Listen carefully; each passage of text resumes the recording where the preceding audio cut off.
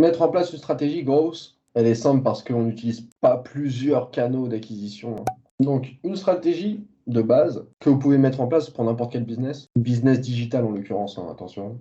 Parce que c'est une stratégie qu'on va baser autour d'un ce qu'on appelle un ICRM, un gestionnaire de relations clients. Il y en a certains qui utilisent Google Sheets comme gestionnaire de relations clients. Il y a beaucoup de startups qui ont commencé comme ça, et c'est pas pour autant qu'elles n'ont pas fonctionné. Comment on met en place une stratégie?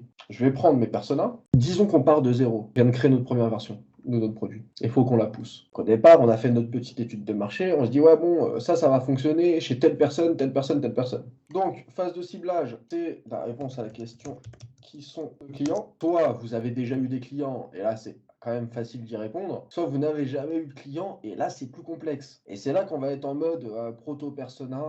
On va commencer à chercher justement des typologies de clients hypothétiques, parce qu'en fait, on est dans le flou. Donc, on cible ce type de prospects et on les segmente. Donc segmenter ces prospects, au lieu de dire je cherche des consultants en marketing, vous allez dire non, je cherche des consultants en marketing digital qui font des publicités sur Facebook Ads et surtout des publicités de notoriété. Donc vous voyez, c'est ultra segmenté, ultra ciblé. Je sais que c'est chiant de créer des personas parce que quand on lance un business, on doit en créer parfois 5, 10, 15, 20. Au bout d'un moment, voilà, c'est un peu usant. Bien entendu, là en l'occurrence, vu que c'est notre projet n'a pas encore obtenu de client, on va créer des proto-personas. Et si on a déjà des clients et que c'est la deuxième fois qu'on met en place la strat ou la cinquième fois et qu'on a déjà généré des clients, eh ben on va essayer de connaître ces buyer personas. Phase de ciblage, on crée ces personas. À partir de ce moment-là, on va dire, ok, je vais créer un blog, je vais créer des réseaux sociaux et je vais faire des publications qui vont parler à ces personas. Ce qu'on appelle une stratégie de marketing de contenu.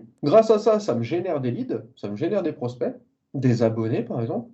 Il y a des personnes qui s'abonnent à ma page Facebook, à mon compte Instagram, super. Ces personnes-là, ce que je vais faire, c'est que je vais leur faire des jeux concours, je vais leur faire des quiz, je vais leur donner des trucs gratuits, des webinaires gratuits, des formations gratuites, des objets gratuits. Okay, je les nurture, je les couve. Ensuite, j'utilise mes canaux d'acquisition. Moi, en l'occurrence, j'ai mis mailing parce que, comme je vous disais, le mailing, ça reste le canal d'acquisition le plus puissant à l'heure actuelle, mais il en existe un milliard d'autres. Donc là, si vous voulez mettre SEO, SIA, vous mettez ce que vous voulez ici.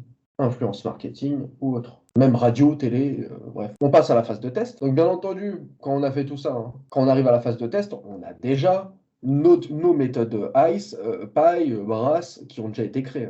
Et là, on va se dire, ok, d'accord, tous nos canaux, ça a permis de générer des leads, un petit peu de les nurturer. On a récolté plein de données sur notre Google Analytics, sur notre site internet, sur notre compte Instagram, sur notre page Facebook, on a plein de statistiques. Et donc, ces statistiques, ce qu'on fait, c'est qu'on les intègre à des outils. En Google Analytics, vous avez déjà vu, j'imagine, la plupart du temps, c'est pour ça qu'on utilise un ICRM, c'est qu'on intègre toutes les données dans le ICRM, type HubSpot, Salesforce, ou on intègre les données dans les outils d'analyse de données. Et donc, on analyse les données. Et là, on essaie de voir ce qui a fonctionné et ce qui n'a pas fonctionné. Tout ce qui a très bien fonctionné, tout ce que l'on maîtrise, on va l'automatiser. Tout ce qui n'a pas fonctionné, soit on va le relancer au début pour retester quelque chose, soit on va le supprimer, on ne l'utilise plus. On alimente l'ICRM avec plein d'outils. Donc on va l'alimenter en faisant de l'awareness, en faisant de la notoriété, en faisant de l'acquisition, en faisant de la fidélisation, des recommandations, bref, en utilisant le modèle AR. Donc ça, c'est souvent l'utilisation d'outils et de petits bidouillages. Et on réitère le process. Logiquement, quand vous avez fini cette strat,